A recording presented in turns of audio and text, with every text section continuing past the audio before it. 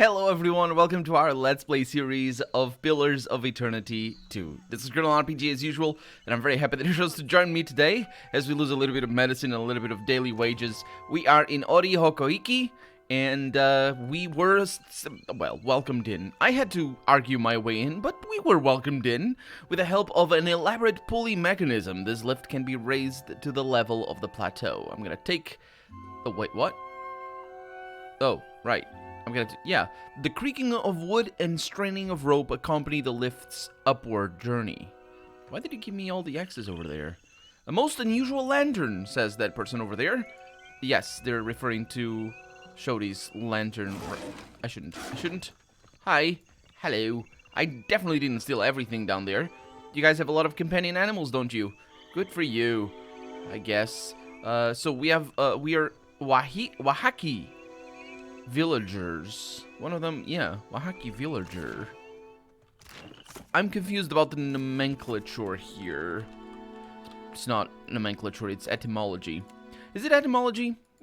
The you know, what people are called? I think that might be for words in general. I'm not actually sure. Anyway, the Wahaki chieftain, Wahaki tribe, there it is. So it's the tribe. And they don't have names. That one does. Kipeha. Hello. Akira, what Oh. now? It's her. She's the one that let us in. Yeah, I'd like to trade. You said you wanted. You're in luck. I am the only one on the island who trades with outsiders. I am in luck indeed. I mean, what? I mean, it's not that I have a preference for you. I mean, don't take me wrong. It's fine. What do we have over here? +5 damage with spells, plus intellect and perception. That's pretty awesome, isn't it? That's pretty great. Let's pause there. What are you wearing?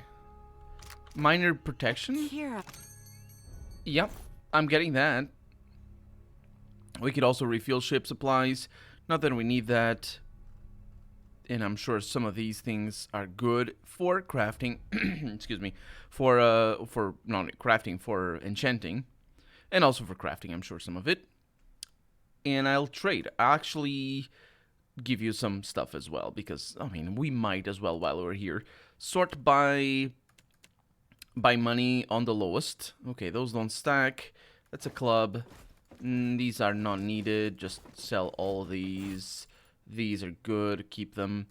These are good. What do we have down here? Actually, let's just go ahead and check. So these are exceptional, which means that these ones are for sure crap.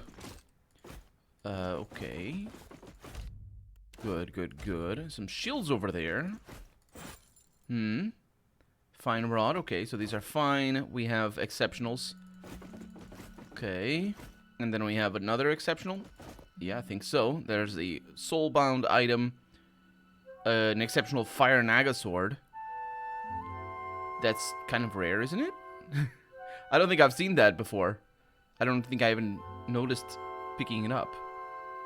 So let's not do anything with it for right now. Not that I probably will never use it, but, you know, we can keep it. Sell these. These would be superb. And we're looking for legendary? Well, we're actually looking for superb. But we're not, because we're not going to use them. Armor is a different thing, I suppose. Superb greatsword, superb Zorib staff.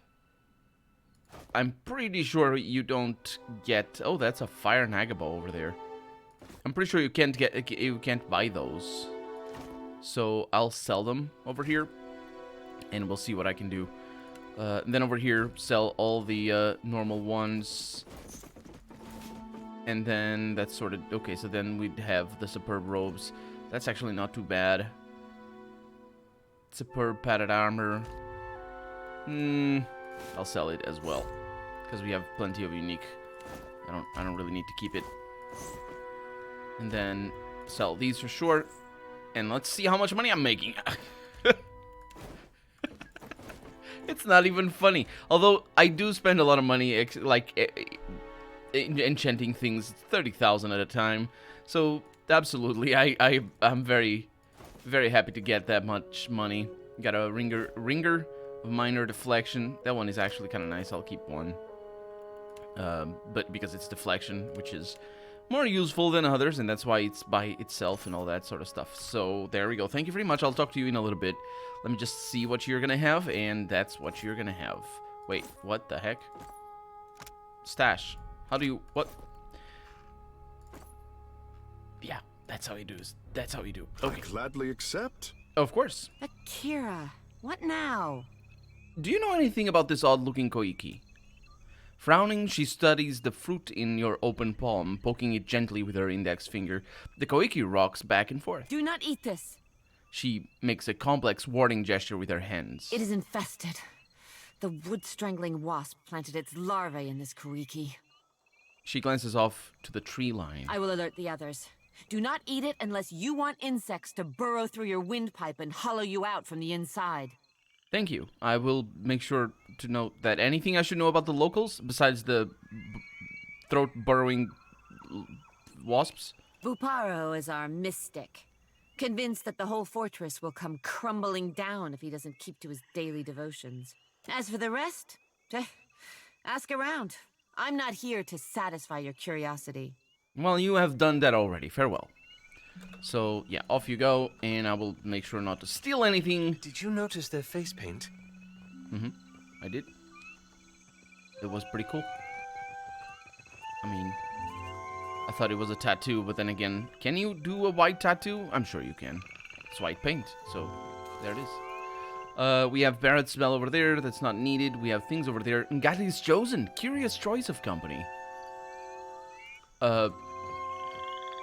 They're talking about Takeo. We protect the island. Oh, I didn't catch that. A round-bellied man. Yeah, more face paint. A round-bellied man stands at ease before a cluster of hardened fighters, their fists balled and brows furrowed. Murmurs of tense discussion slow to a halt as a woman at the head of the crowd steps forward, clutching a spear. Maybe the spear's a gift for us? Silence. She grimaces at Hidare. The outsider must leave. Oreo Koīki will not be parceled off and bought with foreign lies. She sweeps her spear tip to gesture in your direction. Only the handsome fish can stay. She waves her spear point towards Takeo. He swallows and raises his hand in mute greeting. Ruasari would never let that happen. Where is your confidence in our Ranka? I just got here. You haven't even given me a chance to cause trouble. No, let's not say that. I take it there's a problem. You are the problem. We do not track dirt in our home. We are no better than the outsiders if our Mataru act like inhospitable savages. Where is the courtesy and welcome of the Wahaki? His questions cast a ripple of unease over every listener. If you have such love for outsiders, let this one speak for herself. She fixes her attention on you. Can I say that I don't really want welcoming? I mean, I'm fine without it. It's okay, I understand. These guys are basically the best warriors and also the most isolated of them all. I think, if I'm not mistaken about what was told about the Wahaki. So not so much in the warrior part of it, but I guess the isolation is it's absolutely on purpose, and so I wasn't expecting. Honestly, I wasn't expecting to be able to just walk among them. So I'm just give me a chance to prove myself worthy of your hospitality. Let's see what all the other options we have. I travel with Ngati's chosen. He will keep me honest. I'm not here for a fight. It would be a mistake to start one. I'm a watcher. The gods brought me here. If you fight me, you will all die. Let's go with this one. I'm a watcher. The gods brought me here. There. Would you deny Burapu his first favorable omen of the season? A smile slowly spreads across Aparo's cheek. He passes you a knowing glance. If the outsider turns on us, I say I will drag you through Tangaloa's maw with me. She curls her upper lip at Aparo. For all our sakes, may I be proven wrong. And she nods at the assembled fighters, and they disperse. On behalf of those who remember our manners, welcome to Oreo Koīki. He sighs and shakes his head at the warriors before refocusing on you. is there usually much infighting when outsiders show up? Ikira, I say circumstances have made us rough around the edges. Outsiders come with cannons, nets, torches. They do not come to talk. Yep. Why are the Wahaki so protective of their land? An interesting question. We safeguard any land that the trading companies have not stolen out from under Anakaza's throne. The islands will fall if the tribes do not recall our past and Ngati's covenant. Although it is written... I don't know if that is the question that fits this answer. Because why are they protective of their land? Maybe the point is so protective of their land. Because that seems very self-explanatory. It's more regarding why are they so aggressive towards outsiders? I think that's what the question is supposed to ask, and then his answer makes more sense. We safeguard any land that the trading companies have not stolen out, so that he's implicitly referencing the whole stealing of land from under Onakaza's throne. Although he doesn't seem to blame Onakaza, which is interesting. Onakaza the second, right? Yeah. The islands, he says, will fall if the tribes do not recall our past and Ngati's covenant. Ngati's covenant, this has to do with the... Ooh, this is very interesting. Ooh, this is cool. Okay, so this has to do with the Water Shapers, as far as I'm aware. And also, we have learned already what the heck that entailed. So if their fall, because these guys know about the fall of whatever their promised land is called, I forget. But if their fall is somehow related to what they did to dragons or to the sacrifices they must have done to get that covenant going, then that is possibly setting up some nice conflict going on in here. And also it sets them up as being protective of that covenant. So, Ngati's covenant? Ngati bade her followers to protect the islands, the tribes, and the luminous Adra. For this, she gave us the power to shape her domain. If we fail in our charges, the birthright of the Huana disappears. The Wahaki remember this. The Kahanga, they forget. When he turns to face Takeo, Aparo's joyful face creases with worry. Some of us remember. What we choose to do with the memory is ours to decide. Takeo glances away. So, immediately this is clear, or this is close to what the Ergalan Fathans were in the first game. And I was thinking about the Ergalan Fathans in another day. The other day is what I mean to say. I was thinking about it, about them, and about the reason they are set up, because it's all in hindsight. The first game works mostly in hindsight, so on a second playthrough, it's just so much easier to see things and to see all the subtext that the game has. So basically, in the first game, there's this whole country, called Ergalan Fath, I think it is their name. This whole country that is basically populated by people of different tribes that are all protective of their ruins of the not the Adirans, is it Adirans? The Adiran Empire is the modern day empire. There's a modern day empire. Is the old ones, the ones that created the gods. And it was the gods that told them to protect the ruins. Now, I think that might have to do with just the Latin key going around in the ruins and working in the Pillars of Eternity. Because I'm pretty sure the Pillars of Eternity are not the Adra Stones, are not the Adra Pillars, but rather the big machines that we find in the first game. And I think we found some of them already in this game as well. But it doesn't really matter. Those pillars, they are protected, and they're protected by the Ergalan Fathans, and they're used by the Latin Key. So there's a big scheme going on in there. But I think also a part of the protectiveness regarding the ruins of the Ingwithans, I got the name, regarding the ruins of the Ingwithans, is to protect the secret of the gods. Just from a thematic perspective, and as well from there's a reason, I guess, that the gods would want to be protective of that, I suppose. Although it's pretty hard to figure it out. I mean, it has been 2,000 years, so it makes sense that it would be pretty hard to figure out. The only way I figured it out was because I can see spirits, and I'm a watcher. Although there are other watchers as well. We're not unique. Still, the fact that it wasn't Gatti who made them protect their lands and maybe protect their promised land as well might be a parallel in the reason, because Ngati is a god as well. Ngati is Hondra.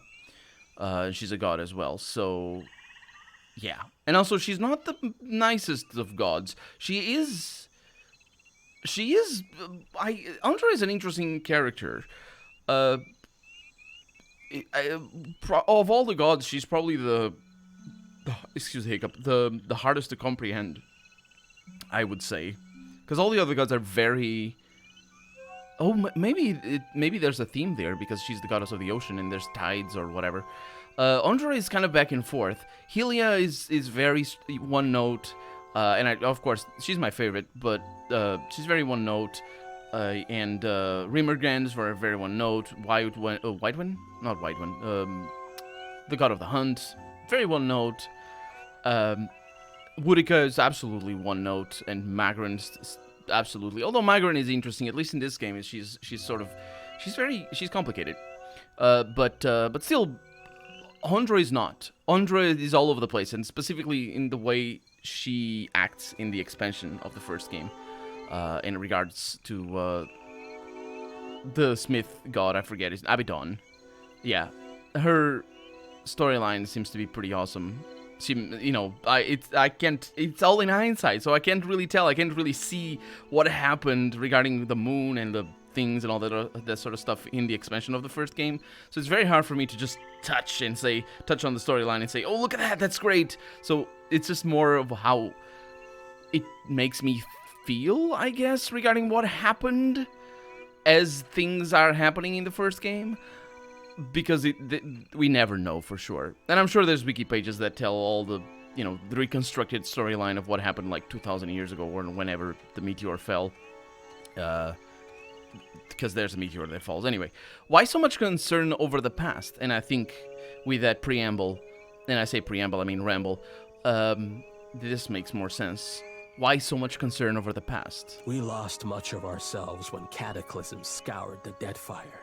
Somewhere among the islands, there's a place where we... He stops himself and bites his lower lip. Ikira, my apologies, but I should say no more. That's their secret. That's the secret I came here to find. Okay, back to the other questions. Ask. I am pleased to be making a new friend. Well, likewise. What can you tell me about Ruasere? Ruasere? She is our Ranga, and the strength of our tribe. He stands tall, wearing a proud grin. I have never seen her without a mouthful of Koīki.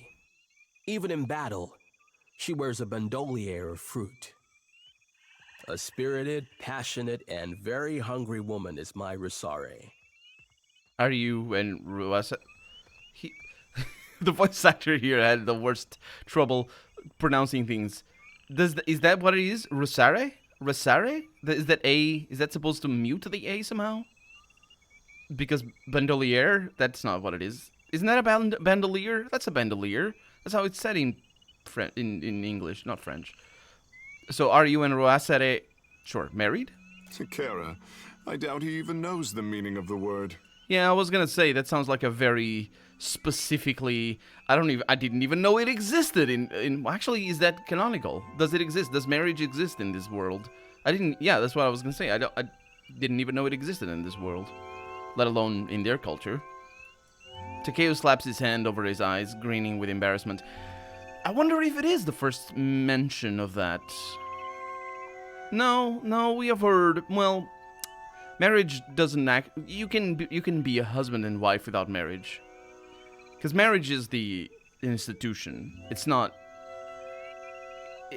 the role.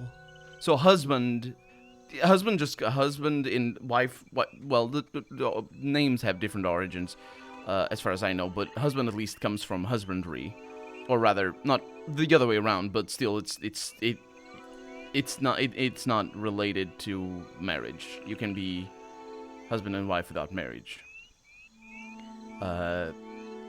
And certainly if you're talking about, like, you can do that in real life, and certainly you can do that in fictional settings.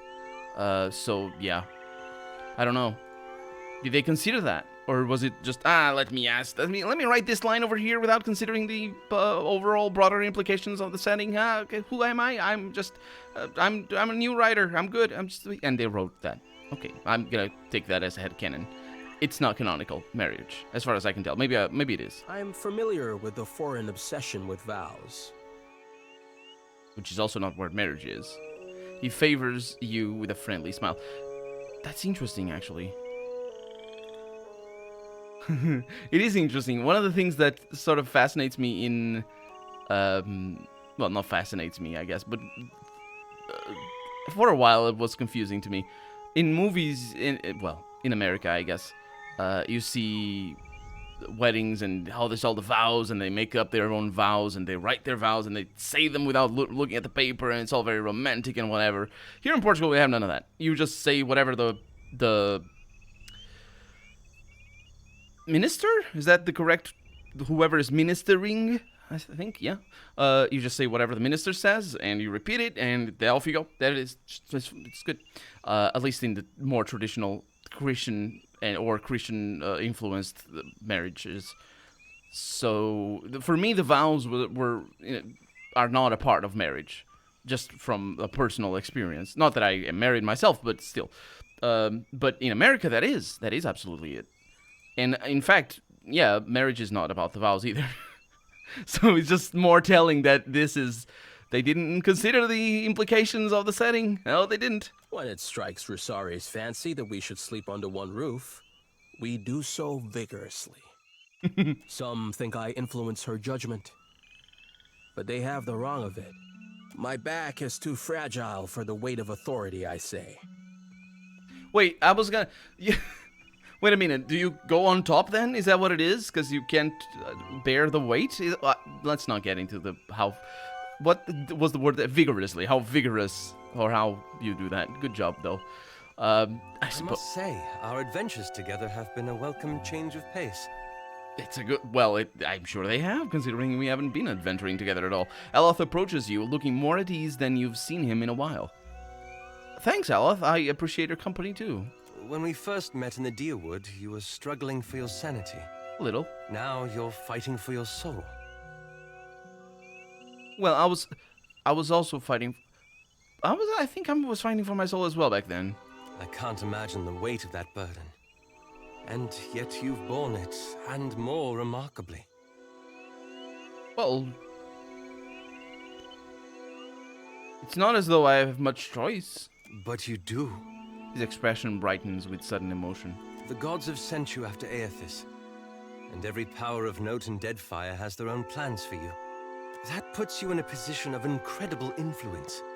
I've known you to be a person of rare kindness. He gives you a warm smile. Still, I'm pleased to see that you don't take your responsibilities lightly. Well, circumstances put me in a position to help others. If only more people thought as you do. I hope you'll remember this in the days to come.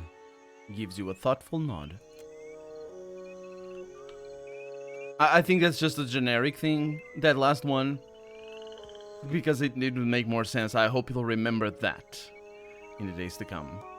Referring to if only more people thought as you do, rather than this as in, excuse me, the whole conversation. And we got Capea over here, still going around. Hi. Kira. I'm sorry, I'll talk to you later. So we have the Sanctum over there, which I believe is where he does the Vigorous. And we have Awahata. Awahata? Hi. The handsome fish leaps into my net once again, I say. Once again, Takeo? A smile rises rises to Awata's face as she catches sight of Takeo. Wata, how is my little Koīki? Rotten.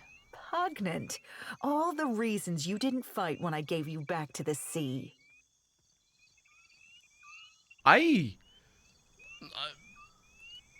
What? I don't know. Are you calling her your little Koīki, or do we have... Let's say nothing. I did not think you'd swim back, fish. I am here on business. Not pleasure? Tell me what they have done with the true Takehu. You are a delight as ever, I say. Keep the tribe safe, Owata. It is what I do. You keep swimming, Takehu. It is what you do. And she sighs and gives him a warm look before turning away. He's a special kind of fish, isn't he? Watch yourself, my handsome fish. She wasn't talking to me. So we're not going into the... Oh, don't do that! Into the sanctum immediately. Because that's obviously where we're supposed to go. Let's just talk to everybody else. If they are anywhere else. Oh, it's Capella. Bye. And then, yeah, so there it is. The sanctum it is. Ori o Koīki sanctum? I honestly thought I was going to find their Ranga in their house rather than in the sanctum. I thought also that was a secret or something. I think I pointed at it with my mouse before when I came here for the first time. When I saw that for the first time, I mean.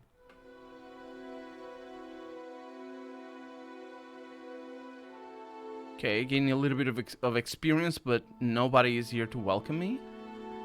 How big is this map? This is a big map. It's a whole underground dungeon. Most unusual lantern. It is.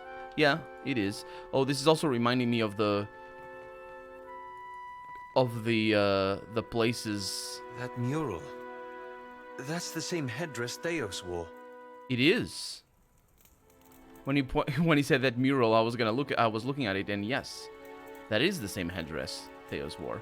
The mural is quite faded, but you still recognize the distinct silhouette of Theos Ixarcanon. The jerk. And we have a shaman over there. Oh, and we also have the end of the episode. So for right now, I'm Colonel RPG, and this has been Pillars of Eternity 2. I really hope you've enjoyed it, and if you did, go ahead and leave a comment, like the video if you want to see the next episode come out sooner rather than later. But above all, thank you so much for watching, and I hope I'll see you next episode. Bye-bye.